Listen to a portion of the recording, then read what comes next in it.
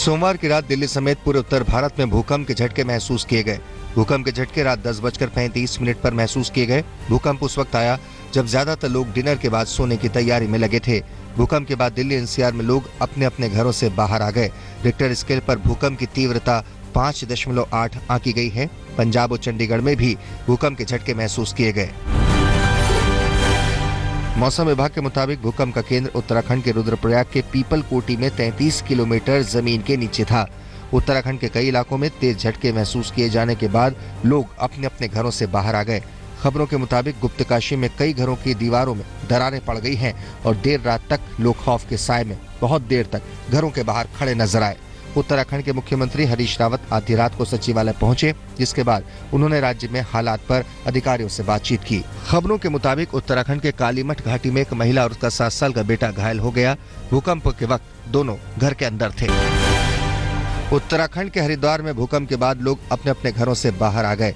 भूकंप के दौरान घरों की छतों पर लगे पंखे हिलते नजर आए और लोग अपनी जान की सलामती के लिए बहुत देर तक घर के बाहर ही खड़े रहे। भूकंप के दौरान और उसके बाद की तस्वीरें हरिद्वार के अलग अलग इलाकों में लगे सीसीटीवी कैमरों में कैद हो गई। अलर्ट पर रखा गया है। उत्तराखंड और हिमाचल प्रदेश में आईटीबीपी को अलर्ट पर रखा गया है। पीएम नरेंद्र मोदी ने भूकंप को लेकर हालात का जायजा लिया। उन्होंने अधिकारियों से तैयारियों को लेकर बातचीत की। एनडीआरएफ की 4 टीमें उत्तराखंड के लिए दिल्ली से रवाना कर दी गई है।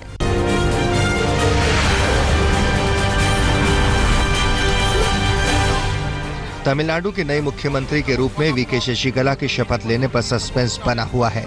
माना जा रहा है कि आज तमिलनाडु के राज्यपाल विद्यासागर राव चेन्नई नहीं जाएंगे और मुंबई में ही रहेंगे।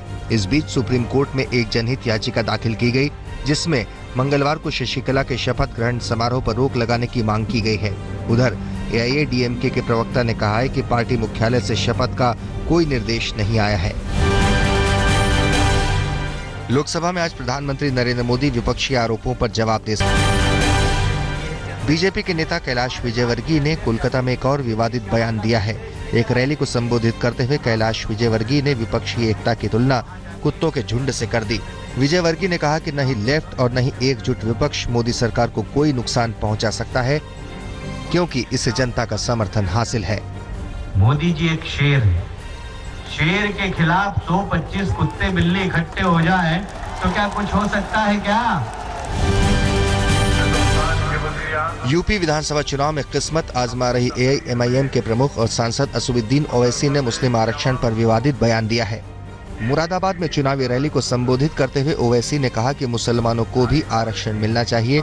ओवैसी के मुताबिक मुसलमानों को इस्लाम के आधार पर नहीं, बल्कि उनके सामाजिक पिछड़ेपन की वजह से आरक्षण मिलना चाहिए। यूपी के अलीगढ़ में कांग्रेस की जनसभा में आचार संहिता के उल्लंघन का मामला सामने आया है। आरोप है कि भीड़ जुटाने के लिए रैली में लोगों को खाने के पैकेट बांटे गए। इस रैली का आयोजन कोल विधानसभा सीट से कांग्रेस उम्मीदवार विवेक बंसल के समर्थन में किया गया था। उत्तर प्रदेश में पहले चरण के मतदान की तारीख नजदीक आते ही तमाम राजनीतिक दलों ने मतदाताओं को लुभाने के लिए पूरी ताकत झोंक दी है। मंगलवार को भी यूपी में तमाम बड़े नेताओं की रैली होने जा रही है। बीएसपी प्रमुख मायावती गाजियाबाद में चुनावी रैली को संबोधित करेंगी, तो राहुल गांधी और यूपी के मुख्यमंत्री अखिलेश यादव मेरठ में साझा रैली को संबोधित करेंगे। मेरठ में ही शाम को गृह मंत्री राजनाथ सिंह की चुनावी सभा होगी। अमेठी विधानसभा सीट समाजवादी पार्टी और कांग्रेस के शीर्ष नेतृत्व के समझौते के बावजूद उलझन का विषय बनी हुई है।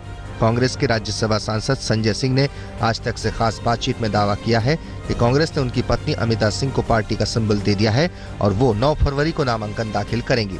गौरतलब है कि अमेठी की सीट से समाजवादी पार्टी ने विवादित नेता गायत्री प्रजापति को टिकट दिया है।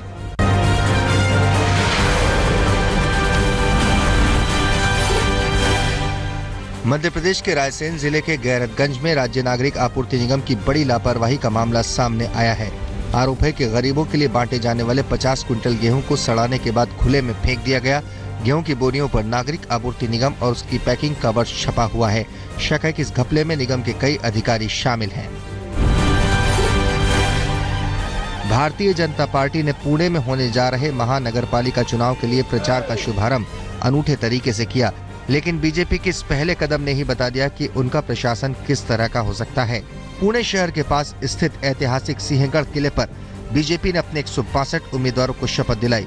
बताया जाता है कि किले में गाड़ी लेकर जाने के लिए उम्मीदवारों ने गाड़ी की एंट्री फीस नहीं चुकाई। करीब 35 गाड़ियां बिना फीस दिए ही निकल गई। अब प्रशासन भी नियमों के उल्लंघन की बात कर रहा है। पटना में मुख्यमंत्री नीतीश कुमार के कार्यक्रम के ठीक पहले उस वक्त अफरा तफरी का माहौल हो गया जब कार्यक्रम स्थल पर एक व्यक्ति शराब के नशे में धुत दिखा। आनन फानन में पुलिस उस व्यक्ति को थाने ले गई। जब उस शख्स की जांच की गई तो शराब के नशे में पाया गया। आरोपी शख्स ने बताया कि वो कार्यक्रम में शामिल होने के पहले झारखंड में था और वहां उसने बहुत शराब पी थी।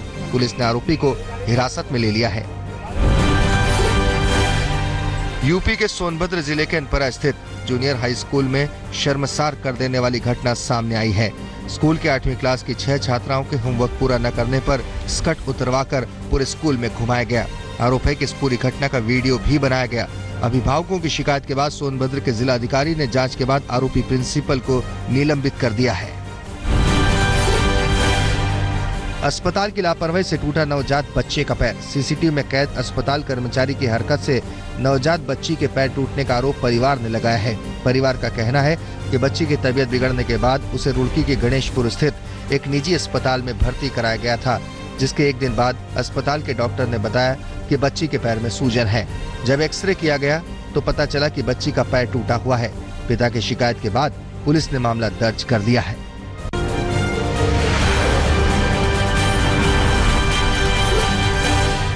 कार पार्किंग के मामूली विवाद पर गुजरात के सूरत में जमकर बवाल हुआ। सूरत के मॉडल टाउन पार्क सोसाइटी में दोनों तरफ से जमकर लाठी चलाई गई। दो गुटों के बीच झड़प की तस्वीरें पास ही में लगे सीसीटीवी कैमरे में कैद हो गई। पुलिस ने 15 लोगों के खिलाफ मामला दर्ज कर 4 लोगों को गिरफ्तार किया है। बताया जाता है कि सोसाइटी में रहने वाले कपड़ा व्यापारी संतलाल ताराचंद शर्मा का 5 दिन पहले पार्किंग को लेकर विवाद हो गया था। आरोप है कि हरदास नाम के शख्स ने इसी विवाद का बदला लेने के लिए बाहर से कुछ लोगों को बुलाया था। कार में आए लोगों ने संतलाल के परिवार के सदस्यों पर धारदार हथियार और डंडों से हमला शुरू कर दिया, जिसमें महिलाओं और बच्चों को चोटें आई हैं। सूरत में अजीबोगरीब मामला सामने आया है। सूरत के एक निजी अस्पताल के डॉक्टरों पर जीवित इंसान को मृत घोषित करने का आरोप लगा है। आरोप है कि मनोज भाई वाघ को कुछ दिन पहले शहर के बुरानी अस्पताल में पेट दर्द के इलाज के लिए भर्ती कराया गया था, जहां डॉक्टरों ने मनोज का ऑपरेशन किया और उसे 10 दिनों तक आईसीयू में रखा। परिवार का कहना है कि डॉक्टरों ने यहां तक कहा कि अगर मनोज को वेंटिलेटर से हटाया जाता है तो वह नहीं बचेगा। परिवार वाले उसे मरा हुआ समझकर घर ले आए और उसके अंतिम संस्कार की तैयारी शुरू कर दी, लेकिन डेथ सर्टिफिकेट नहीं मिलने पर परिवार ने एक नजदीकी डॉक्टर से सलाह ली, जिसने मनोज भाई को जिंदा पाया।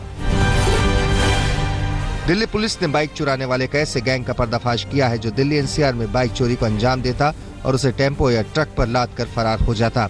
पुलिस का कहना है कि आरिफ गैंग चोरी की बाइक को बेचने के लिए मेरठ ले जाता था। पुलिस ने गैंग के मुखिया आरिफ समेत 5 ऑटो लिफ्टर को हिरासत में लिया है। पुलिस का कहना है कि गैंग चोरी की बाइक को बेचकर मिले पैसे से गोवा और नेपाल में मौज मस्ती करता था। दिल्ली पुलिस ने 40 साल के सेक्स मैनियक को गिरफ्तार किया है।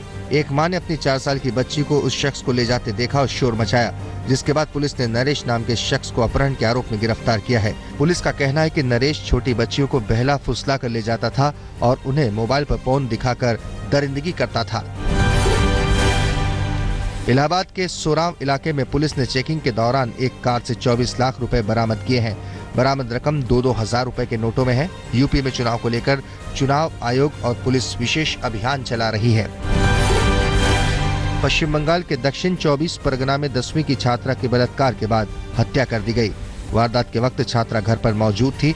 पुलिस ने मामले में 7 लोगों को हिरासत में लिया है। आरोपियों में मृतका का बॉयफ्रेंड भी शामिल है। कुवैत के नए ओपेरा हाउस में भीषण आग लग गई। $770 मिलियन की लागत से बने इस ओपेरा हाउस को 3 महीने पहले ही लोगों के लिए खोला गया था। क्रेन की मदद से दमकल विभाग के कर्मचारियों ने आग पर काबू पाया।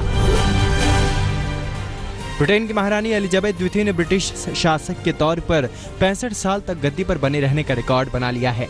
महारानी एलिजाबेथ ने 1952 को राजगद्दी संभाली थी। सोमवार को इस मौके पर महारानी को 62 गनों की सलामी दी गई। चीन के गुआंगडोंग में 6 साल के बच्चे की कार ले भागने की तस्वीरें सीसीटीवी में कैद हुई है। तस्वीरों में साफ देखा जा सकता है कि बच्चा पार्किंग में खड़ी कार को रिमोट से खोलता है और उसके बाद बड़ी ही आसानी के साथ उसे ड्राइव करके बाहर निकल जाता है। हालांकि 6 साल के बच्चे की कार चलाने से किसी को कोई नुकसान नहीं पहुंचा है। बच्चे की इस हरकत से परिवार भी हैरान है। अभिनेत्री करीना कपूर खान लैक्मे फैशन वीक के ग्रैंड फिनाले में डिजाइनर अनीता डोंगरे की शो स्टॉपर रहीं। करीना ने पिछले साल 20 दिसंबर को अपने बेटे तैमूर अली खान को जन्म दिया है और बेटे के जन्म के 45 दिनों बाद ही करीना ने इस फैशन इवेंट में हिस्सा लिया है।